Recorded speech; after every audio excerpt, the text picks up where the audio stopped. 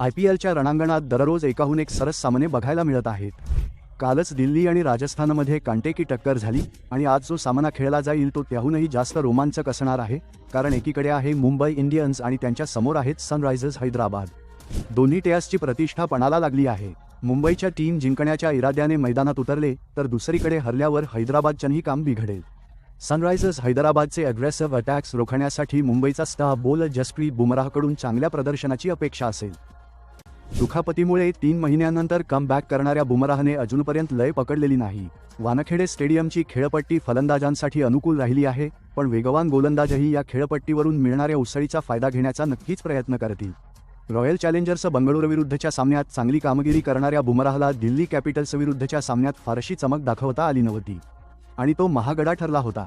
बुमराहला त्याच्या यॉर्करवर नियंत्रण मिळवण्यासाठी संघर्ष करावा लागल्याचं तेव्हा दिसलं होतं. या सामन्यात दिल्लीचा फलंदाज करुण नायरने त्याला टार्गेट केले होते. जसप्रीत बुमराहला आता ट्रेव्हिस हेड, अभिषेक शर्मा, ईशान किशन आणि क्लासेनसारख्या स्फोटक फलंदाजांविरुद्ध कठीण अग्निपरीक्षेला सामोरे जावे लागेल.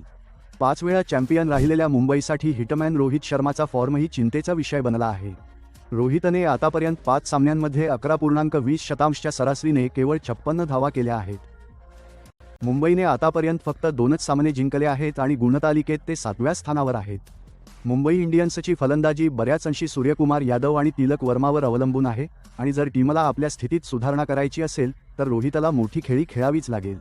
रोहितने आत्तापर्यंत आक्रमक पवित्रा घेतला आहे, पण त्याला डाव्या हाताच्या वेगवान गोलंदाजांसमोर संघर्ष करावा लागला आहे. अशा स्थितीत सनरायझर्स हैदराबाद जयदेव उनाडकटला आपल्या प्लेइंग 11मध्ये समाविष्ट करू शकतात. सूर्यकुमार यादव अजूनही त्याची पूर्ण क्षमता दाखवू शकलेला नाही, पण तिलक वर्माने लखनौ सुपर जायंट्स विरुद्ध रिटायर्ड आउट झाल्यानंतर आपल्या खेळात खूप सुधारणा केली आहे.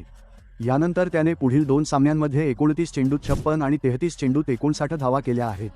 मुंबईसाठी नमन धीरचा फॉर्मही खूप महत्त्वाचा ठरेल. त्याला डेथ ओव्हर्समध्ये आक्रमक फलंदाजी करण्याची भूमिका सोपवण्यात आली आहे. मुंबईने दिल्लीविरुद्ध विजय मिळवला असला तरी यात त्यांच्या उत्कृष्ट क्षेत्ररक्षणाचे महत्त्वपूर्ण योगदान होते. यामुळे टीमचा आत्मविश्वास वाढला आहे. तरीसुद्धा मुंबई इंडियन्स समोरची आव्हानं संपलेली नाहीत. जर मुंबई इंडियन्सला पुनरागमन करायचं असेल आणि प्लेऑफमध्ये जागा मिळवायची असेल तर आता सतत विजय मिळवावे लागतील.